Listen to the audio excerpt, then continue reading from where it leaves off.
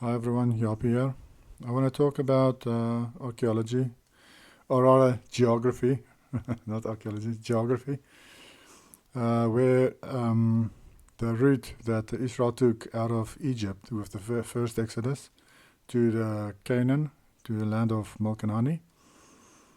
It's definitely not the one that you've heard of before or heard about.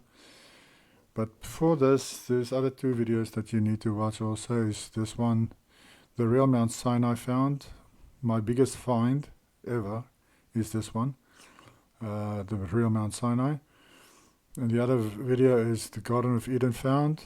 These are two very important videos if you want to know where these two places are. Both of them, according to Jubilees 8, was in Shem's area.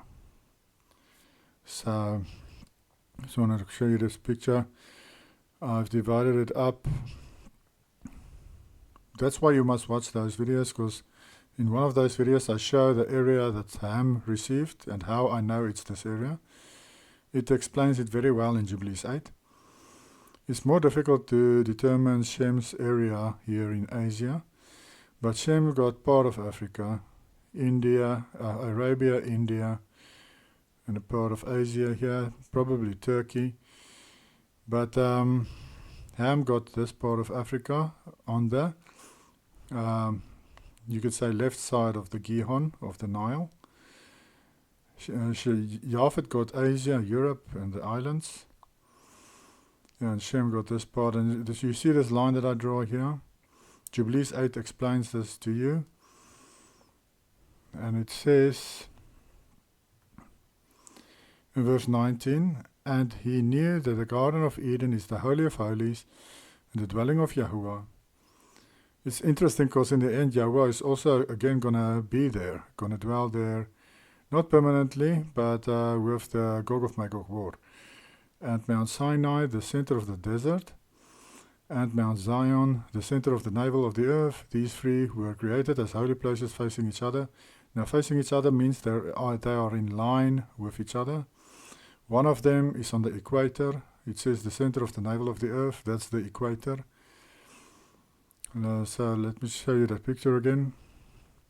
So the Garden of Eden, I knew it was here by Port St. John's in South Africa. And then it's talking about Mount Sion, I believe, not Zion, which is Hermon, here on the equator, which is Mount Kenya. If you draw a line between these two, and you extend it to Arabia, the first mountain you come across in Arabia, that is Mount Sinai, the real one. Not the fake one up here. How do I know it's a real one? You can see it's melted like wax. You can see Yahuwah's hands and footprints on it still today. It's amazing, people. That's why I say it's the most amazing find I've ever made, or discovery I've ever made. So that's why I say go watch that video. I actually wanted to write a book on it. Probably will never get to it, to write that book. But that was that. So this helped me determine the areas of Shem. Just wanted to show you again that picture, because this will also help you understand the route a bit. Remember, Ham received on the left side of the Nile River. Now, according to what Jubilees 8 to 10 tells us, Canaan received on the west coast of Africa by the sea. So it could be here by Gabon, or up here, Mauritania, that area, or down here. Any area here on the west coast, we don't know. Probably here by the equator, because it's the greenest. But anyways, it says there that he didn't like his area, and he already saw Shem's area by Lebanon, and by on the other side of the Nile River. So he just popped over the Nile River to the other side of the Nile River to Canaan on the east side of the Nile. And because of that, his brothers told him that he's going to receive another curse because he's taking Shem's area. But that's what happened. And this is also where I found the real Canaan here by the equator, and I have many videos on this. Evidences proves that it's here, not up here in Asia.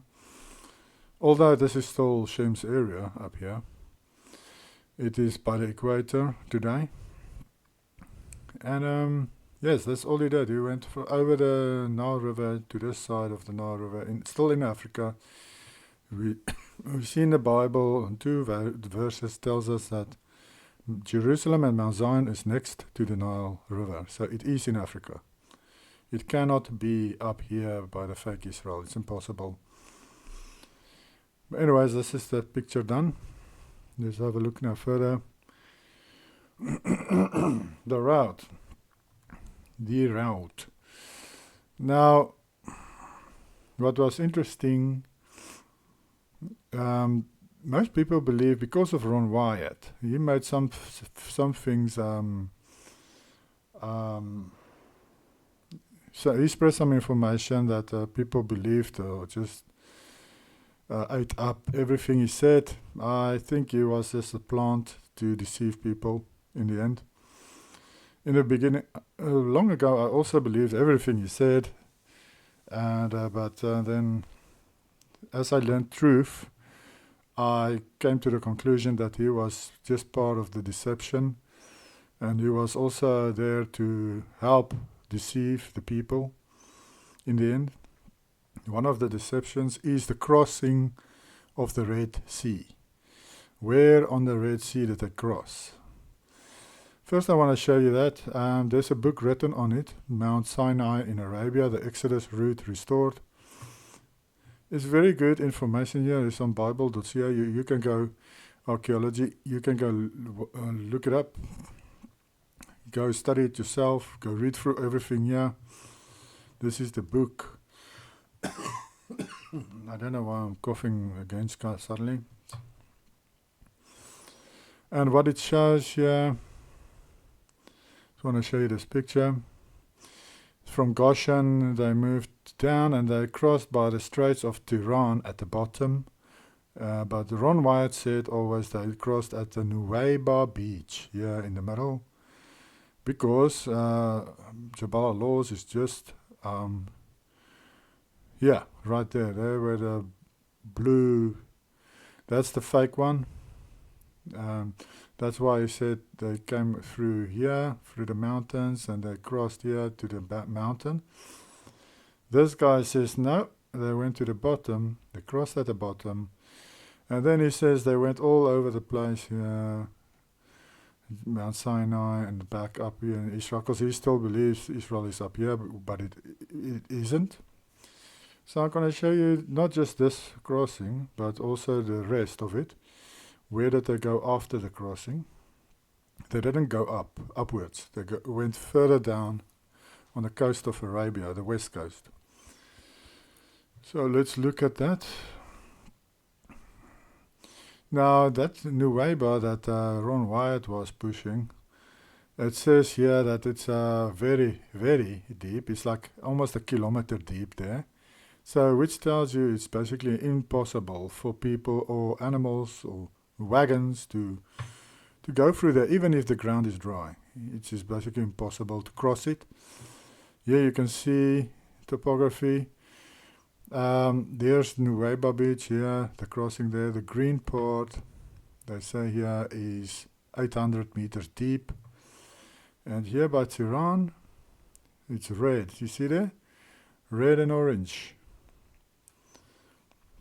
It's between 0 and 100 meters deep.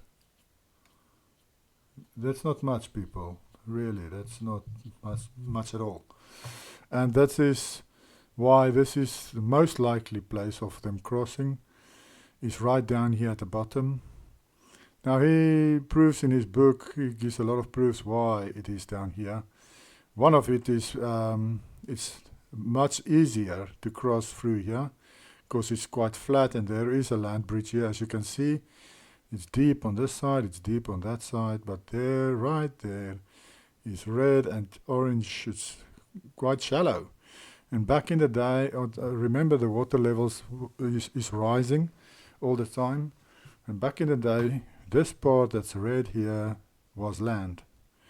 There wasn't water, but now there's water. So it was even less that they had to cross. But I'll show you pictures of that later. So that's what I also say, that they didn't cross here by Nuweiba Beach. It's impossible. It's almost 1 kilometer deep.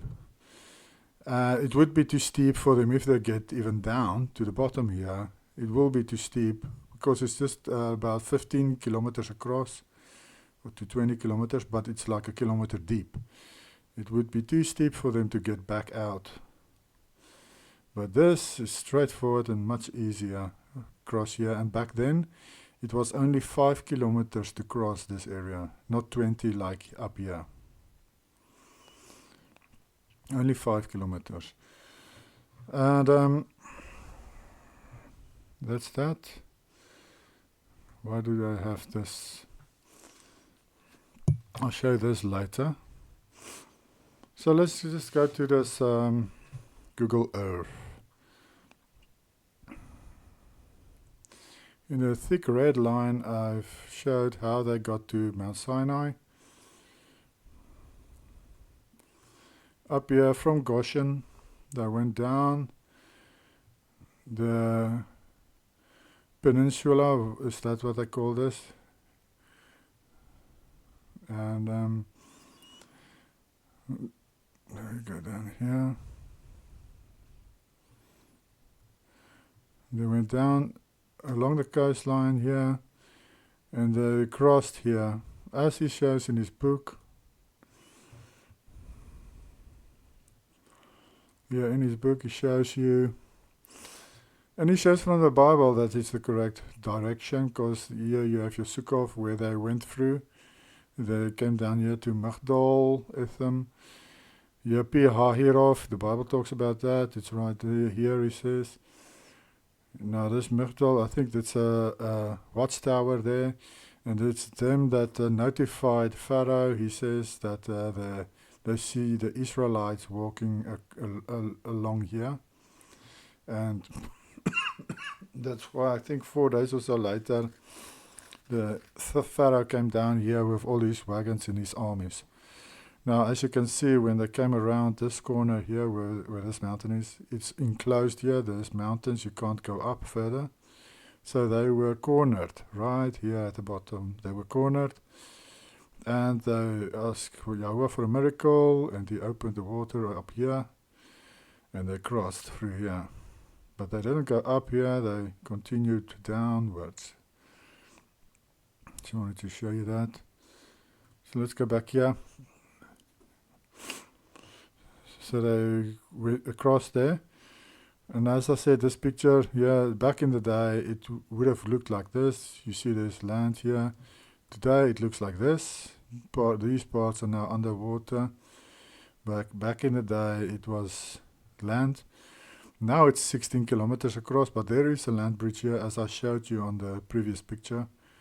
But back in the day, in 1446 BC, it was only 5 kilometers to cross, and it's very shallow.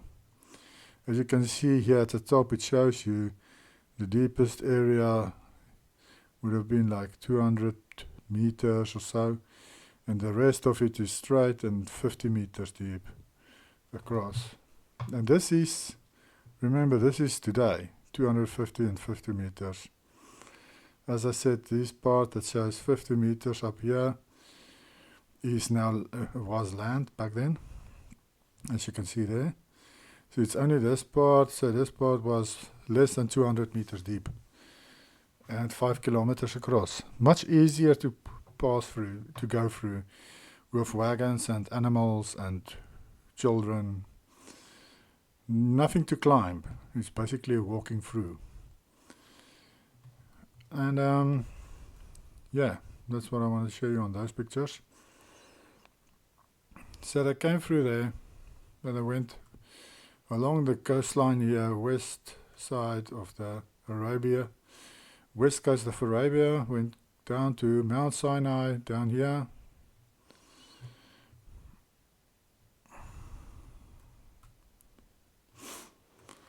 There's your Mount Sinai. Go watch my video on this. You can see this part of the mountain is burnt right there. The rest of the mountain looks different from that part. And as you can see here, as I zoomed in, I'm not going to go through details now, but too many details now. But you can see only this from there to there is melted. And then there's a little piece here that's mounted, where Yahweh took some of the rock here to write the tablets to write the law on. Here's a footprint you can see there. You see that footprint there? But it's it's at an angle. And as he lifted the front part of his foot up, it caused this bit here. He turned his foot, he lifted the front bit up, he turned the foot, and that caused this point here. But go watch that video. And the other foot I found on this side, because there was also a part here that was up here that's slated and melted, like this side. And then the handprint on top as you go sit down on something. I just want to remove this grid lines for now. It's quite as you sit down on a chair, or sometimes you put your hand on the chair first as you go to sit down. Between your legs you hold the chair and you sit down. Basically the same thing that happened here. And I wanted to show you here.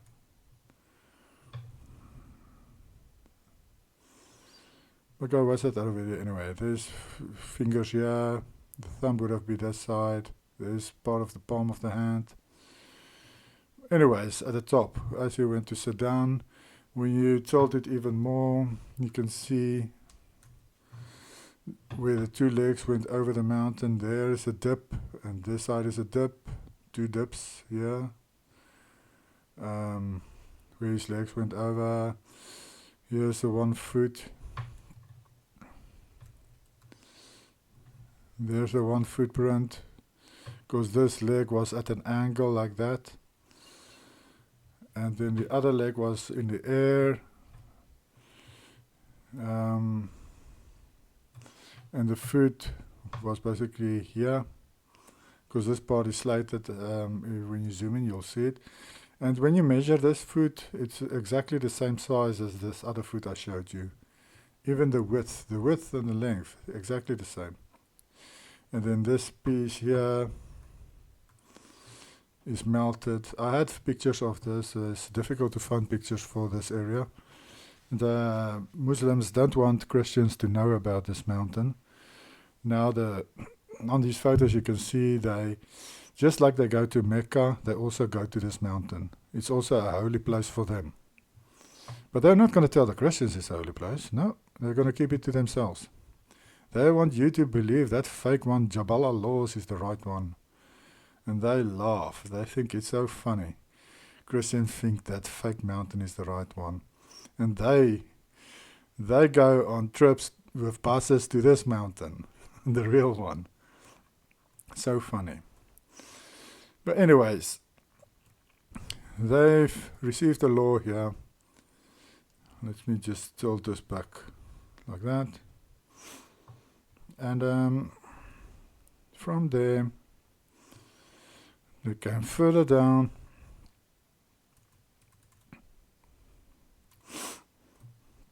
Further down to the bottom here, and they crossed over into Africa there. And I want to show you this. According to the Ethiopian, this is Jabal. This is Babel Mandeb. That area that I showed you is called Babel Mandeb. It says here, according to Ethiopian Orthodox Tewahedo Church tradition, the Straits of Babel Mandeb were witness to the earliest migrations of Semitic speakers into Africa, occurring around 1900 BC, roughly around the same time as the Hebrew patriarch Jacob And why I show this is basically to show you that it was possible to cross over between Arabia and Africa back then. The water levels were much lower, much easier to cross through there. And I think that's exactly where Israel also crossed through to Africa, because Canaan is in Africa, remember? Canaan didn't like his side, on the west side of the Nile River by the sea, so he crossed over the Nile River and took, on the other side of the Nile River, Canaan, the area that called Canaan today. He took that part, that was Shem's part, on the east side of the Nile River. Still in Africa, just on the east side of the Nile River. Just as we read in 2 Kings 20 verse 20 and 2 Chronicles 32 verse 30. That Jerusalem, Zion, Mount Zion is next to the Nile River. Amazing people, amazing. So yes, that's what happened. And so there is cases of people crossing through. Now Bab el-Mandeb is called that. It's called a place of crying, because a lot of people died there, and I think what happened there actually is here. The Tower of Babel was built in this area, and I think Yahweh caused an earthquake that split open this part here from Africa, from Arabia, and Tower of Babel fell in the sea here, and that's why it is called Bab el-Mandeb. That's where Babel was, Tower of Babel. And that's why you can't see it today, because it's in the sea somewhere. Yeah. Anyways, they came down here, crossed over, and then they hanged around for 40 years because they were disobedient. And then eventually they came down here. Let me put the grid lines back. There we go, there's the equator. And as I said, the northern border of Israel was this Mount Hor here. There, Mount Hor, there. That is the northern border according to Numbers 34. And so they came down to this side there by, there's a place called Jericho, or it's today called Jericho. That's if you go according to the place names. Then you have your Gilgal, yeah, that's where they gathered together the armies before they crossed the Jordan. So the Jordan River would have been between this Gilgal there and Jericho, going up here. And then they attacked Jericho first. But that is then inside Canaan. So, but I remember some of the tribes wanted to remain on the east side of the Jordan River, which is here by Pella, where they came down. By the Horn of Africa, it would have been on this side. They wanted to remain on this side. And the rest of Israel moved over the Jordan here to this side. And eventually they moved further down in Africa as they spread out. Remember here, I stopped it there because the Nile River is here. And there was a huge sea here, Zahir Lake, but today it's dried up. Most of Africa is dried up. There was a lot of lakes in Africa, which is very big. You could say it was a sea. It's basically the whole size of Congo was a sea. And yeah, see, there's Congo here, DRC. Now this whole part here was a sea. That's very green. When you look at topography of that area, you'll see this is the lowest area in the middle of Africa, and that used to be a sea. Anyways, that's where they moved to. So when you see Africa here, they came from Goshen, crossed by the Straits of Tiran, right down to Mount Sinai there. Further down and crossed here back into Africa. And they came down into this area right there where Canaan was. on the east side of the Nile River. Remember, Canaan didn't like it here by this west coast, so he crossed over the Nile River here and lived on this side of the Nile River, still in Africa. He didn't go to Asia or somewhere else. He didn't take of Japhet's area or Shem's area there in Asia. He took his area here next to the Nile River. So go watch those other videos I showed you. Very interesting stuff. Yes, and that's it, what I wanted to show you on this subject. And I think I must stop the video because I just want to cough all the time. Okay, enjoy your day.